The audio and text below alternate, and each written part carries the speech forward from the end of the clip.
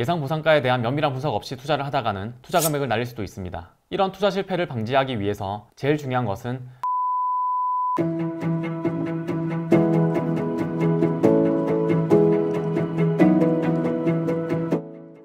안녕하세요. 부동산 전문 변호사 나연호입니다.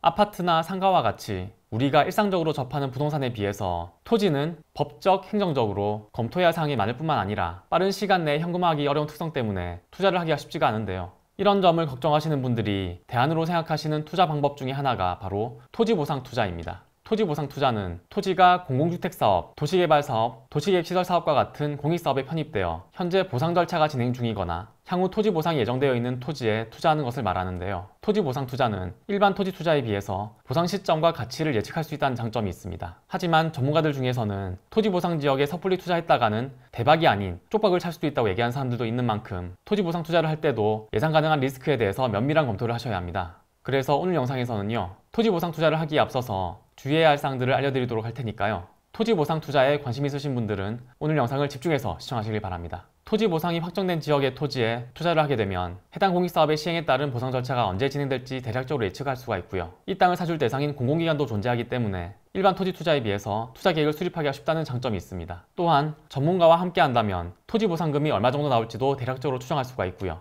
특히 경공매 시장에 공익사업구역에 토지가 나온다면 시세보다 낮은 가격으로 낙찰받아서 투자 수익을 극대화할 수도 있습니다. 뿐만 아니라 조건이 맞으면 이주자 택지, 협의자 택지를 분양받는 방법으로 추가 수익까지 얻을 수 있기 때문에 일반적인 토지 투자보다 매력적인 부분들이 많이 있습니다. 하지만 토지 보상 투자로 수익을 올리기 위해서는 보상지역의 물건을 구입한 금액에 비해 높은 가격으로 보상금을 받아야 하는데요. 예상 보상가에 대한 면밀한 분석 없이 투자를 하다가는 투자 금액을 날릴 수도 있습니다. 실제로 경기도 모 지역의 산업단지 개발이 확정된 토지가 법원 경매에서 약 8억 원에 낙찰되었는데요. 낙찰 후 6년 뒤에 사업시행자가 통보한 해당 토지의 보상 가격이 낙찰가보다 1억 5천만 원이나 낮은 6억 5천만 원으로 산정되는 바람에 해당 토지 소유자는 토지 보상을 받기 위해서 6년의 시간을 투자하고도 수익은커녕 1억 원이 넘는 손실을 입게 된 사례가 있습니다. 토지 보상 투자 시 주의해야 할 점으로는 일단 보상 시점이 지연될 수 있다는 점입니다.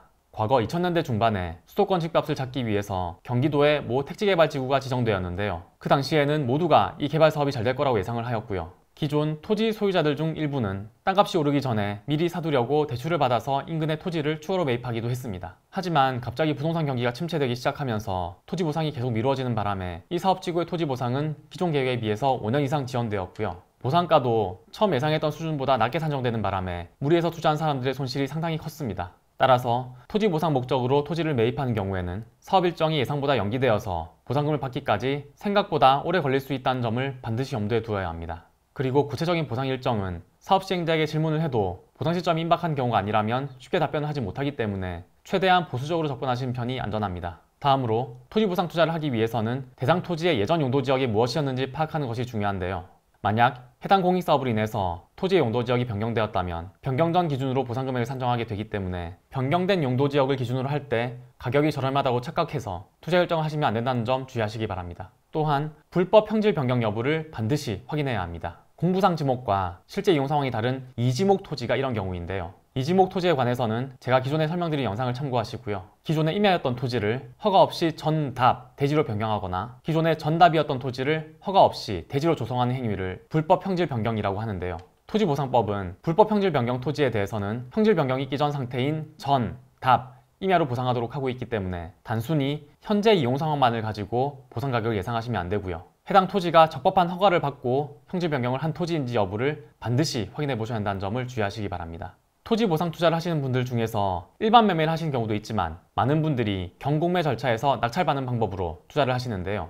경공매 절차에서 충분히 싸게 낙찰을 받았다고 생각을 했는데도 실제 토지 보상 협의를 해보면 낙찰가보다 토지 보상 금액이 낮은 경우가 종종 발생합니다. 이런 투자 실패를 방지하기 위해서 제일 중요한 것은 경공매 감정평가와 보상 감정평가의 차이를 이해하는 것입니다. 일단 경공매 감정평가는 채권 회수를 위해서 실시되는 감정평가로서 경공매의 대상이 되는 부동산의 최저 매각 가격을 결정하기 위해서 실시하게 됩니다. 그렇기 때문에 경공매 감정평가에서는 채권 회수를 원활하게 하기 위해서 실제 시세에 비해 다소 높은 금액으로 평가액을 산정한 경우가 많습니다. 그러나 보상감정평가는 공익사업에 의해 토지를 수용함에 따라서 그 소유자에게 지급되는 보상금을 산정하기 위해 실시하는 감정평가로서 특히 대규모 개발사업의 경우에는 개발계획 발표 전에 가격을 기준으로 평가하기 때문에 현재 시세보다 낮은 가격으로 감정이 되는 경우가 많습니다. 즉 경구매 감정평가는 현실점을 기준으로 평가하고 보상감정평가는 개발계획 발표 전을 기준으로 평가하기 때문에 경구매에 나온 토지가 보상 대상 토지라면 경매평가에 그대로 토지 보상이 이루어질 거라고 생각하시면 큰 손실을 보실 수도 있습니다. 지금까지 토지 보상 투자 시 주의해야 할 점에 대해서 알아보았는데요.